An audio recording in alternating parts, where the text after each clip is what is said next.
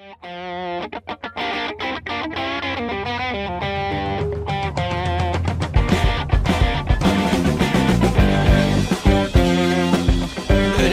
everybody. Welcome to the TraderMerlin show. It is your Tuesday edition trivia night. I'm getting all my trivia questions ready for a good trivia evening. Today we're going to talk about, I guess, some news that came out. I don't know if you guys saw this. It was a bit of news that came out regarding Dick's Sporting Goods earnings announcements, and I thought I would talk about it because we've looked at different companies and kind of the impacts this may have on those companies. I think it's going to get so much worse down the road and starting to look really, really ugly here. So there is the graphic that we pulled for today. It's called the Impact of Thieves.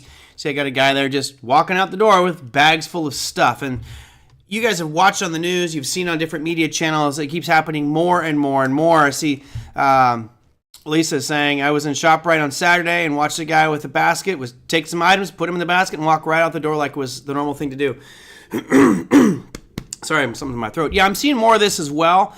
And, you know, part of you as an American, as a good citizen, as someone who just knows right from wrong, you want to stop that person and say, hey, listen, that's not right. You shouldn't be stealing. Don't do it. Do not stop them. It's not your responsibility. You never know if that person's got a gun, a knife, getting an altercation. Just leave it alone. It's the business that ultimately is going to end up losing out here. And I guess that's where we as a program need to figure out, is this something that's going to present opportunities for us, and what damage might this do to the economy? So let's take a peek at the first one today, which is Dick's Sporting Goods. So Dick's Sporting Goods, I'll bring up multiple pieces here for Dick's. They came out with their earnings announcement today and was not good. They missed on a lot of expectations. Here is the earnings calendar. Here's DKS. So they're expected to make $3.76 per share. They came out at $2.82. That's a miss of almost $1, or 25% miss on the earnings. They were down 24% on the day, just so you can see the impact of that one. Here's Dick's Sporting Goods getting absolutely crushed. Now, I was actually looking at this today thinking maybe I'd catch that falling knife, sell some puts against it, and get some juicy premium. And then I stepped back and I thought about it a little long and hard, and I was like, you know what, probably not the right thing to do, because I have a feeling this is going to get progressively worse. So some of the numbers that they cited, their gross margins fell down to 34.5%, 34.4%. That's a 5% slide in their quarter over quarter. That's a pretty significant drop considering that retail sales have been up across the board. The numbers have been up as far as people selling items, right? So retail sales looking great. However, when you have shrinkage, which is not when you get out of the swimming pool, according to George Costanza of Seinfeld, shrinkage is where the companies actually allocate specifically on capital for write-offs, for theft. They know it's going to happen, and it's just part of doing business. The issue now has become, and I know some will point the fingers and say it's liberal policy, whatever. Regardless of what it is, we're not allowed to stop shoplifters anymore. And if you look at what's going on in San Francisco, you know, I have this like apocalyptic feeling that businesses are going to pull out of San Francisco altogether and you're going to be left with no businesses. Now, of course, that's not going to happen, but many of them will leave. Wonder why? It is not against the law. They won't even get a misdemeanor. They won't get cited. They will get nothing done to them if the value of the theft is under $1,000. So, you know, to a comment that was made here just a little bit ago from Lisa, is that individual, there is zero repercussions for them. They get busted, the cops show up, and the cops going to go, okay, it wasn't over $1,000. I can't even issue a misdemeanor for this. Walk away. So until we get criminal punishments that far exceed the value of items stolen, this is going to get progressively worse and worse and worse and worse. And to see such a big a decline in gross margins for Dick's Sporting Goods is crazy. The CEO actually said that 1/3 of that decline in gross margins came from theft, just to give you an idea of how big, how massive this theft issue is. And that's, you know, Dick's Sporting Goods. South Coast Plaza over here, Gucci just got a smash and grab. And, you know, nowadays, what you could do is you just go on social media, talk to a bunch of your friends and say, okay, everybody meet at, I don't know, pick a store. Meet at Nordstrom's at 6 p.m. and everybody just run through, grab as much as you can and go out all the different exits and just scatter. And some will get away, some might get caught. Unfortunately, right now, you know, this is something that there is not an answer for. If in my book, sorry, I'm one of these heavy hand of the law. In my book, if I see you stealing a bunch of stuff running out my store, I'll shoot you in the back. Done. You shouldn't be stealing out of my store anyway. You're stealing from my livelihood. You're stealing from my business. I will take you out. Unfortunately, my rules won't be allowed in most courts of law. So these people who are stealing things, until there's actions to punish them, it will continue and get worse. And that's going to end up impacting retail sales. So when we look at the spectrum of companies reporting earnings just recently, I've read a couple different press conferences, and all of them are citing, to some extent, thieves. Now, it's funny because we focus on this issue now like it's a big deal. This has been going on for decades, just not on the retail level. If you think about theft, if you think about criminal activity, think of big banks and financial firms and institutions. This has been going on as long as they've been in business, where they do something bad, they steal, they cheat, they get busted, and they'll pay a $500 million fine. Who cares? They made $100 billion off of that crime. They'll do it all over again. So yeah, I'm with you there, Lisa. Off with their hands. Maybe your first criminal offense, you lose a finger. Don't want it to be too damaging. You lose a finger for thieving. You do it again, you lose a hand. Do it again, you lose both hands. Good luck stealing anymore. I hope you're very ambidextrous with your feet, because it's going to be difficult. So there's other companies out there that have cited this. I think I saw from Pepe saying, I know someone close to that works at Home Depot, and employees are not allowed to do anything but leave them alone. Correct. I worked in a grocery store when I was younger, and an incident happened. I think I've told you this one, where a gentleman ran out of the store with all kinds of stuff. He had a shopping cart full, plus backpacks full of stuff. And we all chased him. We used to love it. It was like our thing to do, is just go chase shoplifters and tackle them and slam them to the ground and drop a knee or two every now and again. What happened was he got his hand caught on a hook on the side of a pickup truck. And you can imagine the damage of getting dragged by your hand, and ended up suing the store and made a ton of money. And from that point, we were told you are explicitly not to chase anybody out. As soon as they leave the threshold of that business, you can't do anything about it. Just let them walk away. And people now know this, and it's going to get worse. I do not see this getting better anytime soon. So if we look at this, what does it mean to you and me? We are under this huge gun from our regulators to fight inflation, right? We're fighting inflation. We hear so much about the Fed and raising rates. This is another factor that's going to impact inflation. How does thieving impact inflation? Well, Dick's Sporting Goods has a drop in gross margins of 5%, 1/3 of which was contributed to shoplifting, thieves taking goods and services. Are they going to just eat that cost and take net losses? Or are they going to now, on their books, allocate more capital to shrinkage? So let's say that they've allocated, $100 million to it. Do they now allocate $500 million to that? Who's paying for that? That's you and me. Right? It's going to get passed on to us in the form of higher prices, which means inflation might start to increase. Now, I know that this doesn't seem like it could be something that could lift inflation by itself, but it's one factor that is actually fairly serious. I mean, I watch so many videos where I see people going into stores, and you're talking 30 people going to a store, and they're grabbing every single thing that they can. I mean, just barely walking up the store with goods. That is absolutely going to get passed through to the bottom line in you and me. As Daryl says, pass it on. It's really unfortunate. They used to use a horse to do that back in the, draw and quarter them? Joe says, my 2 cents, below 1,000 or above a certain number of millions currently receive the same punishment. Let's not hate too harshly on the low end of the spectrum. I'm not saying that this is an attack on people who are low income or don't have money. I think actually many of these people probably do have money. It's just, I can get something for free. Now, of course, we can do things to help out those that are in need, but I think that there needs to be steps in place to catch these people, bust them, and no, they should be cited. There should be some penalty. Now, we're going to go back to the FOMC calendar here, which dropped down just a little bit in probability of a rate of no change at the next meeting. Are actually starting to increase a little bit. We're now at 15.5% chance of a 25 basis point increase at the September 20th meeting. And I actually have a feeling you're going to see this start to drift back up and that probability become a little bit higher. This is definitely one of those things that could contribute to increased inflation or inflation kicking back in. If Nordstrom's and Macy's and Bloomingdale's and Gucci and Prada all are getting robbed more and more and more, those prices are going to get passed on to you and I, which means higher prices overall.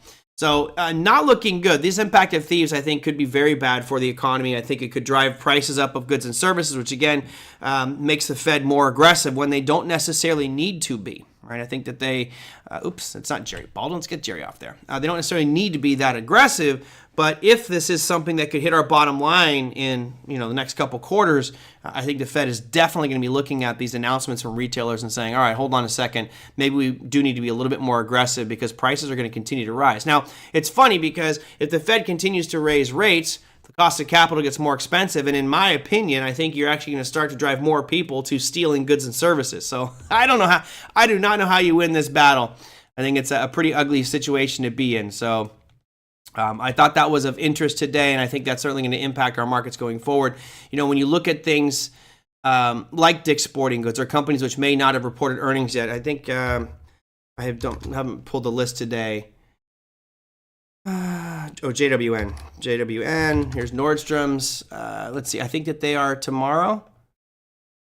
So Nordstrom's is actually on Thursday. Nordstrom's has already dropped from $23.50 down to $17.20. It's been a really ugly couple of weeks, and maybe this is just in anticipation because of what happened with Dick's Sporting Goods today. I think you're going to expect more retailers to get slammed like this. So if you are someone who's taking risks on your trades and saying I want a high risk trade that might have high probability of working, go buy deep out of the money puts before some of these companies report earnings announcements and see what that premium like and that risk is like for you. But I get the feeling you're going to see more retailers just getting hurt more and more based off of this shoplifting. Terrible stuff. So let me go into some other pieces here. I want to make sure I get a couple chances. John says online businesses only. Now, that's not to say that people aren't stealing from Amazon's warehouse, but I'm pretty sure that theft is much more manageable and contained in those facilities than it is having a flash mob come in and rob everything. But you're right. When you look at something like Amazon or eBay, they're not going to suffer from shrinkage like you are going to see at some of these physical retailers. So, that might be something to think about from an investment perspective. All right, let's go into a different trajectory today, or right now. And again, if you have questions on that, let me know. Thieflation, maybe. Thieflation, I'll go that way. Scott says, what's going on with bank stocks? Bank stocks over the past couple of weeks have had a rough go of it. Let me run through some of the bigger names out here just so you can see. Here's the king of kings, JP Morgan. JP Morgan down off of its peak that established just a couple weeks ago. You're looking down 8%. Now, some of these, which we'll look at here, may represent buying opportunities, but let me finish my thought track here, and you guys feel free to interject and let me know what you think. But there's JP Morgan. You got Bank of America getting really hammered here. I mean, JP Morgan was down 8%. Bank of America is down, get the numbers there, 13%. You've got Citibank also just getting annihilated today. In just the past month, they're down 16.7% last 19 trading sessions. So I think that there's tons of opportunity here, although I think maybe what Scott wants to know is, why is this happening? Why are we seeing a bulk of these bank stocks getting slammed? Here's my XLF ETF. So what I'm looking at right now is just different components in XLF, which is the financials ETF. You notice a lot of them just getting butchered right now. And you're like, wait a minute, we're coming back into those lows that we had during that initial financial crisis. And here's the problem. We talked about, are there other banks that may fall victim to this? And the answer is yes. I don't know enough to look at the balance sheets of all these regional banks to see who has exposure to these long-dated bonds that could flip their model. However, you have S&Ps downgrading a bunch of regional banks today. Moody's did it, I think, last week or 2 weeks ago. They downgraded a bunch of regional banks as well. And the problem is you have rates increasing, which further exacerbates the problem for a lot of these regional banks. So there's really kind of two options that the banks can do. Number one is they pull back on lending. Actually, let me take that back. Number one is they continue to push lending, meaning they're going to lend out more and more at these higher rates. What they need to do is get more capital in the door. And when you have somebody like Chase who's lending out at 0.01%, no one's going to want to put their money there. So now what Chase has to do, if they want to make any money off of loans, they need to offer a higher interest rate. Jump to 4%, jump to 4.5% like you can get at Ally or SoFi. Raise your deposit to increase people bringing money into your bank, and then you can maybe lend that money out. but that entails a lot more risk because yes, I can lend out at a higher rate, but I'm cutting my profit margins because I have to borrow that money, right? Deposits are borrowers. So I don't think that you're going to see banks do that. I don't think you're going to see them raise what they're going to pay depositors in order to make loans with that. The other side of it is they'll pull back on their lending. And that, to me, is where the real problem starts to hit the road. Banks are going to go into survival mode and say, okay, well, we're just not going to lend out as much. We'll be safer. We're not going to pay our depositors a lot for their interest, but we're also not taking these risks with loans, and we're a little bit safer with that regard. And I think that, when the Fed kind of poses those two choices to them, a lot of these banks are going to say, we're going to just kind of lock down right now and be a little bit safer and not be lending out because we're seeing all these other banks fall apart. Now, granted, there will be some that take the chance, take the risk, and raise deposits, customer savings deposit amounts, and then lend out more. But I think as you go into an economic difficulty time, they're going to probably pull back here and not lend out as much. So the cost of capital is going to get higher, right? If banks aren't going to lend out money because they don't have the deposits on hand to lend out, and they're not going to take that chance, where's that money come from, right? Who's going to be the lender of last resort? Not going to be the Fed. And that ultimately could have a big impact on the economy. So, we looked at two kind of negative factors here. Number one being this theft thing, which I think will really impact retailers and may have an impact on inflation. And number two is the banking side, which there's probably going to be tighter constraints on lending. People not lending out as much, banks not taking as much risk there because they can't just get those deposits in the door. And that could also start to hurt things down the road. Banks removing your account if not politically correct. I don't know about that. Can't say bad for the Gucci versus side of the world. They make massive markups. It's the stores. So there we go. That's my thought on these banks. I actually am not a huge fan of them right now. I would kind of want to wait and see here a little bit how this trend pans out. But I am actually looking at potentially buying back in. As you guys know, I was bullish on Charles Schwab. I was bullish on Bank of America. I was bullish on JP Morgan. And those all had nice run-ups.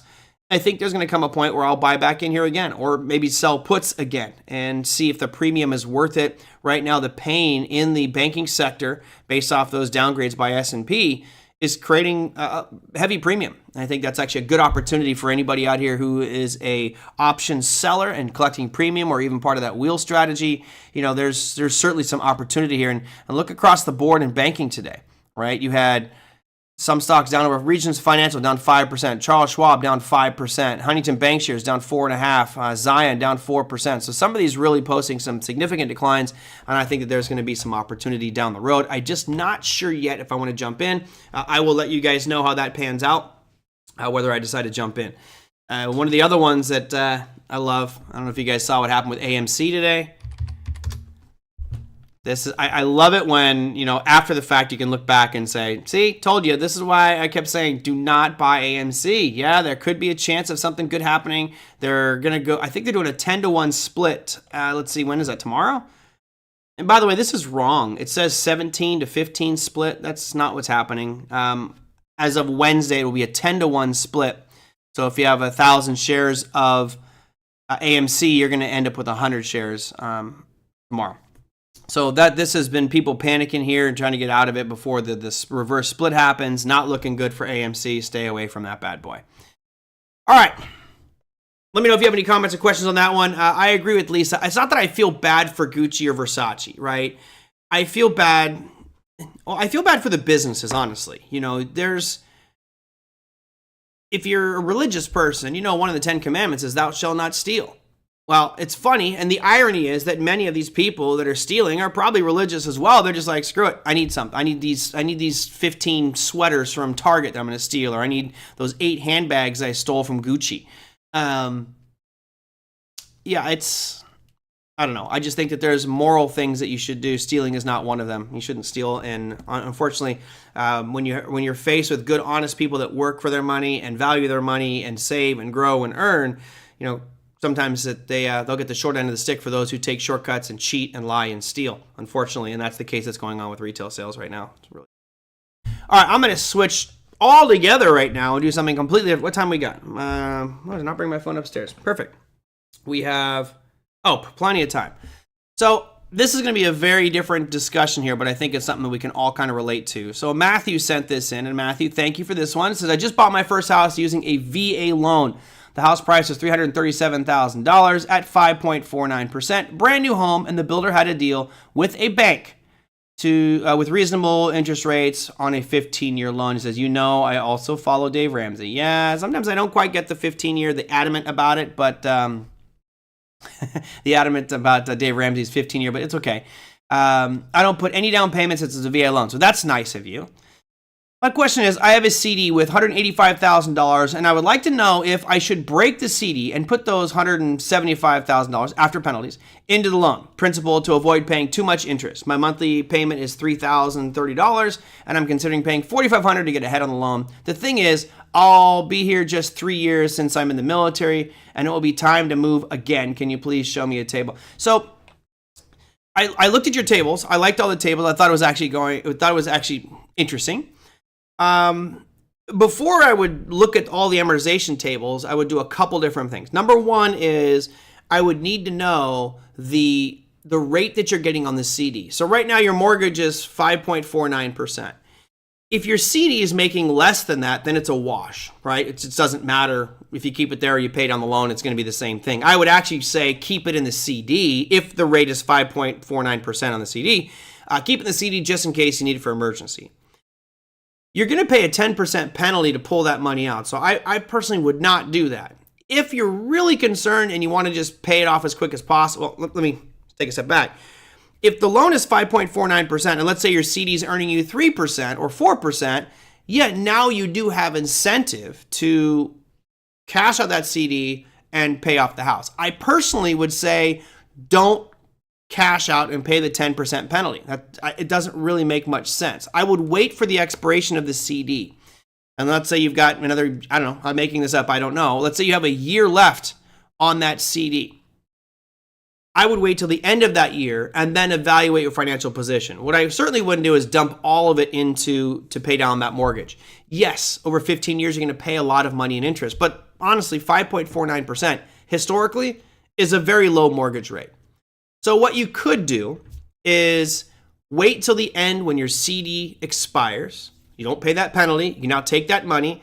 And if, let's say you decided that you wanted to go back and pay down some of that mortgage, I would analyze your current financial situation. They typically say between 3 and 6 months worth of living expenses. I would do 6 just to be safe. You never know what's going to happen. And you can take that six months worth, put some of that back in the CD and earn interest on it. The rest of it, if you wanted to, then go ahead and pay down your mortgage. Now, one thing to consider here is you mentioned that you're military, so eventually you're going to be moving again in a few years, 3 years since you're in the military. That doesn't mean you necessarily need to sell this home, right? You may be it's a brand new home. You're probably not going to have any problem renting out this home. And if you get to the point where you can now rent out that home and you're earning $4,000 a month, but your payment's only $3,000, now you have tenants that will be making those payments for you. Now, if you took all of your money and you decide to, yes, you would lose the interest deduction on your tax return if you paid it down. So that's one of the benefits of keeping the mortgage is you do get that deduction for the mortgage interest. So that's something to consider as well. For me personally, I would probably do this. I would wait to the end of expiration of the CD. I would take that money, that $185,000, and I would reinvest that in the markets. I would do a wheel strategy. I'd be earning 1% per month or trying to get 1% per month, maybe even 0.5%. Still, you're going to be beating the rate for your mortgage. I would continue to pay my mortgage as is, knowing that in 3 years, I'm probably leaving anyway. And if I would suss out the market. If the market tells me that I should be able to get $4,000 for my property as rent, then I'm totally fine with that. Because what will happen is I'll get tenants that will pay my mortgage plus give me $1,000 positive cash flow each month on that house. As you move to a new city, you'll still have $185,000 to put as a down payment for another home. Now, I don't know the restrictions that there might be with VHA, right? There might be some restrictions there with VA loans as far as what you can do. Do you have to stay in the house? Can you rent it out, etc.? So a few variable unknowns there, but I don't really see the point of paying down the loan. You make it sound like that's your urgent thing is to make sure you pay down that loan as quick as possible to save money on interest. Well, you could be earning interest on that CD as well, and that might be comparable to the rate of interest that you're paying. Plus, as Crystal says, you could also be getting those deductions from your mortgage interest. So, having a loan is not necessarily a bad thing. It can actually be helpful. Dave says, "Thou shalt not shoot thieves in the back." I know, I wouldn't. I would probably set up a system where it would be locked. The business would be locked, and I would open the door for every customer. Say, "All right, here you go. You have to get out, you have to pay." Let's see. I was just going to make a class divide bigger when Gucci goes appointment only. Yeah, well, Gucci already is appointment only, I believe. People are thinking, let's organize vacations to California. We'll steal enough to pay for the vacation, then some. Yeah. I say do a year. I did 6 months and still wasn't enough. Like the fires in Hawaii. With the VA, you need to live in the house for 1 year. Okay, well, that's fine. So if Matthew here wants to live in that home, you're going to be there for 3 years, so you have to live in it for 1 year. Great. This may be a great way for you to start building a portfolio of properties. Now, again, Matthew would have to make that assessment as to, is this a nice home in an area that will be sustainable and be able to rent out for a while, or is it in an area or a city that might be questionable and subject to, bad neighbors and things don't look good in another couple of years. So personally, I'd look at building a real estate portfolio. If you know you're going to live in that home, don't worry about the mortgage interest. Take that savings, keep earning on that. I would keep 3 to 6 months of that in a CD just to be safe, and then the rest of it I would put into an active trading account and do something like the wheel strategy and keep it really, really simple. Hope that helps there, Matthew. I know there's definitely other considerations there. You mentioned a lot of savings that you're doing for your kids as well, which I think is awesome, and 401ks and SEPs and all that stuff. So that's great. But my feeling is I'm in a similar situation where I could just pay off my mortgage and be fine that way. But I'm at a 2.78 15 year. Why pay that off, right? That's like, I feel like that's almost free money. The money that I've received there, I could literally put in a CD and use that money in the CD to pay off the mortgage, and I'd still have positive action there. So I'm in no rush. I want the deduction on my taxes from the mortgage interest, but again, everybody's going to be different. The wheel strategy is you sell puts. It's basically my 1% strategy that I look at. You're selling puts at demand zones, and if you put the shares and all of a sudden they're given to you, then you sell covered calls against it. And you just keep doing that over and over and over. I do them on a monthly basis. I'm actually stepping it up and doing those weekly. There's just a ton of great premium potential weekly. You just have to change your perspective of, may not get 1% per week, but maybe I'm going to get a quarter or 0.5% per week. And if I get 0.5% per week, that's 2% per month, 24% per year compounding, for taking relatively low risk, right? It really depends on what you're buying into, what the strategy is on. But yeah, the wheel is pretty much my 1% strategy.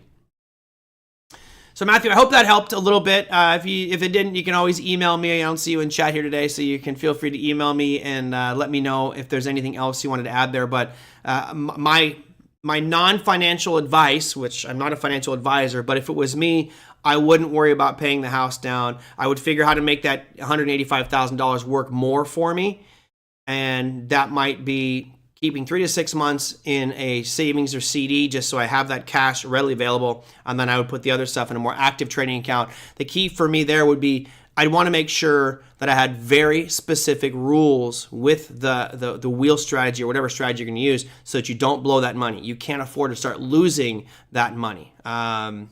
So you have to be very careful with what you do there. But the goal is to kind of consistently grow that, not take big chances. And if you can grow it at a rate that's better than 5.49% per year, then you're better off doing that than paying off your mortgage. Especially if you can get tenants down the road to pay for it. And then when you move to a new city, you do it all over again. And next thing you know, after 5-6 years, you might have 2 or 3 properties that are all giving you positive cash flow. Now you're really in a position of wealth, because let's say you do this twice and you got 2 homes that now your tenants are paying your mortgage and all your taxes, everything. You have $1,000 positive cash flow. That's $2,000, right? One for each house. Now, whatever you do, wherever you're living now, you can take that $2,000 and that's an income stream, right? Now you're growing your net worth at a faster rate because of other income sources. That's the real key to building wealth, in my opinion. I may be wrong, but to me, that's how I would view it. Let's see, what else do we got here today? Let me see some comments. Everybody good there? You lose your interest? Okay, cool. All right, I think I got all your questions answered. Let me go to the next one. Todd, I think you sent this in the other day. He says, I reckon that all the insurance companies for Maui are probably going after Hawaiian Electric. And then he says, what's wrong with Toyota? Nothing wrong with Toyota. Nothing wrong with Toyota. I'm a fan of Toyota. Let's look at Hawaiian Energy real quick just so we can start there. So hopefully you guys don't hate me too much for the article I wrote for Bar Chart, which basically says I'm not a fan. I wouldn't be catching this falling knife. I would not be buying Hawaiian Electric right now. It's just way too risky for my blood. Some of you might want to take that chance, but personally, I think that they're going to file Chapter 11 here soon and go bankrupt and restructure, and then you may not even have anything for the value of your share. So I would probably stay away from it. You're right, Todd. I think that insurance companies and others are going to go after them and try to get whatever money they can. Because insurance companies are getting slaughtered, right? You know that there's $1 billion+ worth of damage, a lot of claims going through. My guess is, depending on the size of those insurance companies, they may also go bankrupt and just dissolve before they pay any obligations to customers, which is a really shady thing to do. But unfortunately, that's just what typically happens. I watched this happen with the Tubbs fire in Northern California, where some insurance companies are like, oh yeah, we have all these people suing us. Yeah, we don't have any money, and then you get nothing. Margaret says, avoid HE. I agree. Now, let's go from HE to TM.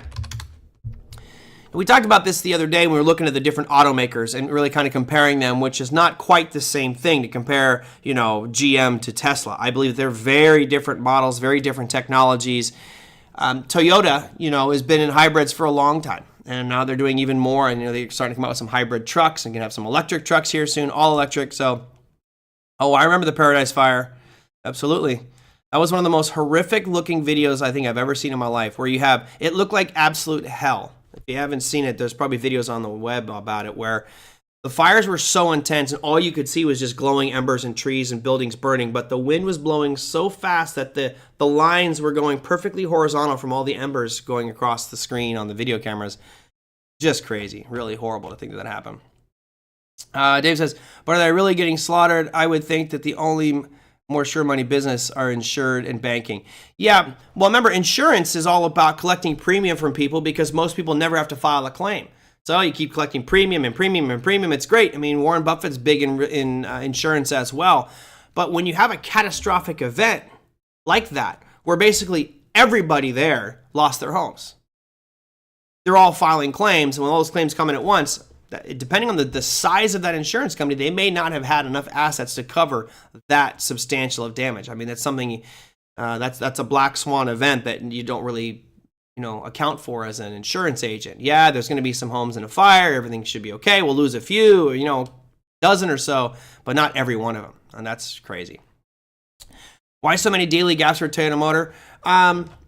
Not 100% sure. If you look at the liquidity here, Toyota is not a very heavily traded security. So I'm going to put my cursor down at the bottom. You guys can see there's volume at the bottom. I'll put my cursor right about here, which feels like it's about normal, like the average of the peaks and valleys. You're looking about 100. Let's call it 100. That's right around 200,000 shares traded per day.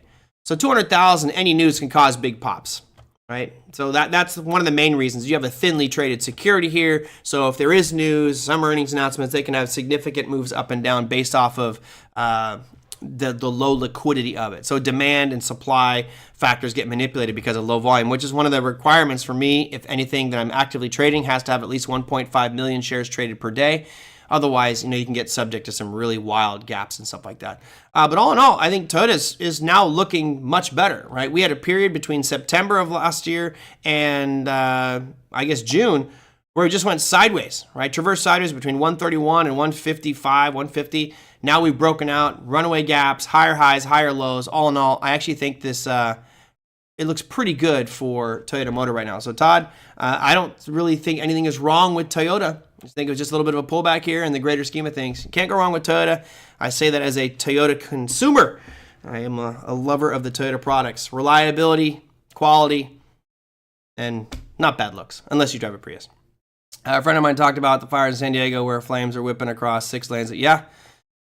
Yeah, it's heartbreaking to watch because I knew people who were directly affected and lost their homes in some of those fires. The Camp Fire, the Paradise Fire, the Tubbs Fire. The Tubbs Fire ruined a couple of friends' homes, and it just really, and it's it's terrible to watch. You know, you see movies, Hollywood movies about fires, and like, okay, the videos I was watching were just absolutely catastrophic. And watching the intensity of fire, you know, cheers to firemen and first responders out there, because I don't want to be anywhere near that stuff.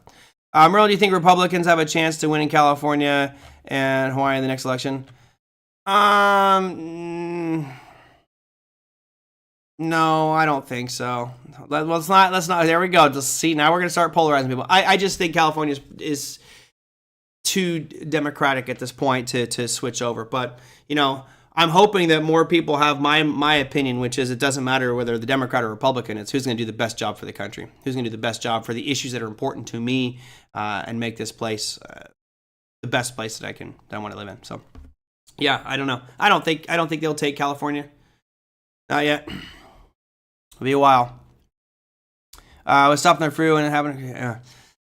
All right, let me wrap up here. Let's see. I had earnings. Let's go into earnings for tomorrow, just so we can get that one out of the way. Of course, we all know the big daddy. You are going to have yourself a popcorn trade of the day, which is going to be NVIDIA. That's after market close, the old AMC. It's right, Ricardo. No politics. That was an easy one. That wasn't like, what are your opinions? Just could they take it? I doubt that not anytime soon. I think that's still too democratic here.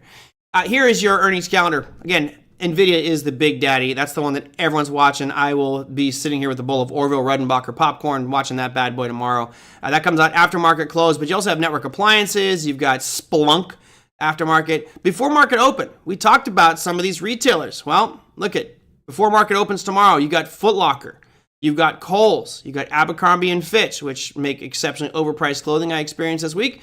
You have Guest Stores. So there's Williams-Sonoma. You know, there's a lot of companies here that might get seriously impacted on their earnings announcements tomorrow if they take the lead from Dick's Sporting Goods and really make it clear that, hey, we're getting hit by this stuff. We're getting hit by theft. Shrinkage is killing our businesses. So, yeah, that's the scary part of it is how bad these other companies might get hit. Now, the good news is your Target already reported, your Walmart reported, so the big, giant ones are out, but we'll see what happens with some of these other ones. Now, as far as the fundamental data, I don't know why I don't have this one all up and ready for you. And Crystal, been a long time. How you doing, girl? You're doing well.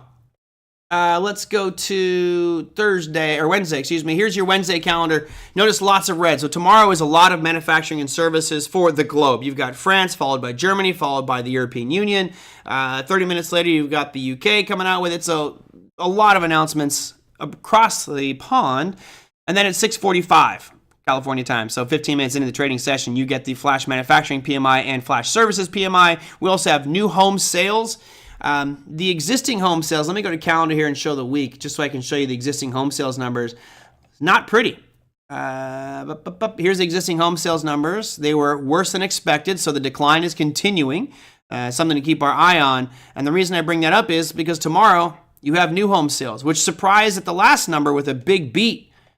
Right? You had a really big pop. What's a big beat? A beat Never mind. I thought they beat the last time. Maybe I'm going back 2 months. My mind is faulty over here. But we're expecting right now to come out at 7:05, which would put us right where my cursor is at 7:05, almost in line. Slight increase with what we had at the previous number. So that was your major announcements for tomorrow with retail sales for Canada, flash manufacturing for the U.S., and new home sales for the U.S., as well as crude oil inventories. Now, I didn't run through our top 7 markets or 8, so let me do that real quick just to knock that one out. Go all the way up to the top of my list here, which is getting pretty extensive. Bitcoin struggling yet again. 25,730 is where it's at right now. My guess is you'll probably see it come all the way back down to these lows, 24,770. So another $1,000 lower, and then it really becomes an issue. Do we close this gap that goes all the way back to March of this year? That's going to be down around 20,000. Is it possible? Yes, it absolutely is possible. Crude oil on the day, down 0.6%. Technically, nothing really to worry about there. We did have that level at 78.68, which has been acting as a demand zone for this one, so we'll see if that holds over the coming days. S&P 500 coming in 6th place with, it's not really a shooting star, but it's certainly not a bullish pattern, right? We closed right near the session low. At one point, it was a nice big green candle, and all of a sudden, it about faced near the tail end and turned into a red candle. That leads me to believe that we're going to have some bearishness tomorrow and more sell-off, so we'll see if that continues through on that S&P. It's down 0.3% today. Russell is slightly better, just down 0.27%. We've had, we'll call it 3 days in a row of just kind of sideways chop there for the Russell. NASDAQ down 0.18%. a much better looking bearish candle. Some might call that a shooting star. Not quite a dragonfly or a gravestone doji, but a bearish one nonetheless, where you can see it again, had a long green tail, or green body, gave it all up, and now you have this red looking small body near the bottom. That's a pretty bearish formation. Leads me to believe, again, for NASDAQ and S&P, downside for tomorrow. Now the 10-year, a little bit of hesitation on Tuesday's session. You can see a small little spinning top there. We'll see what happens with today's, which just opened up. So slightly down for the 10-year on yesterday's session. Here's gold. Silver was, well, silver's all over the place, but we'll see. I tried to draw some pictures in AI today, guys, of me with silver coming out of my ears. The pictures did not come out like I wanted them to. But we have that little area of demand, which you mapped out. Let me get rid of this volume here so it's easier to see. Came down into it. Been 3 days of slightly up, which is fine. We'll see if it gets any more traction. My guess is if it does, we'll probably hit that 1945 mark, but that's 20 bucks away, which should be about 1%. So finally, dollar index. You know, we mentioned how it hit this overhead supply, came right up to the very top of it, which was right at 103.57. We broke that, came back down, and now all of a sudden challenging it again. It just feels like this dollar does not want to relent. That it's probably going to keep on moving up here, get to that 104 mark. If that happens, that also means that the equity indexes are most likely to come down. Done? What did I get done? Done? All right. I'm not sure why I got double duns. Maybe I said something that was, I don't know. I'm going to say got the done. Okay. That's going to do it for me for tomorrow. I have a couple of other listener questions I did not get a chance to get to. Dude, done. What do I do to get done? Show over? I got 3 duns? What did I say? Raman says, there was a CNBC American Greed weekend episode last year. $4 billion worth of Bitcoin theft by New York City rapper Morgan Khan. Crazy. Oh, there. Okay, there you go. Yeah, hit the like button. I was confused. I was like, did I say done? What was that? You guys got me all flustered there. Thank you for that, Sly. I appreciate that. Tomorrow's show, I don't have anything planned right now. You can always go in any direction, as you guys know. So if there's something you want me to cover, send it on in. You can email me at TraderMerlin@gmail.com, which is on your screen right now. Or you can go and just put your comments down below any of the YouTube videos. I totally look confused, Margaret. I was very confused. It's hot. I'm sweating. I'm confused. Now I'm going to go to the dog park and then get ready for my trivia night. So anyway, I hope you guys enjoyed today's show. For Matthew out there, I hope that helped a little bit if you're not watching now. If you are and have any more questions, let me know. You know, it's not clear cut and just binary that you should do this, right? It's always an evaluation of so many other factors, kind of like putting on any trade that you make. So hopefully I gave you a little bit of help there with regards to that property. So thank you guys so much. Have a fantastic remainder of your day. I will see you mañana. Take care.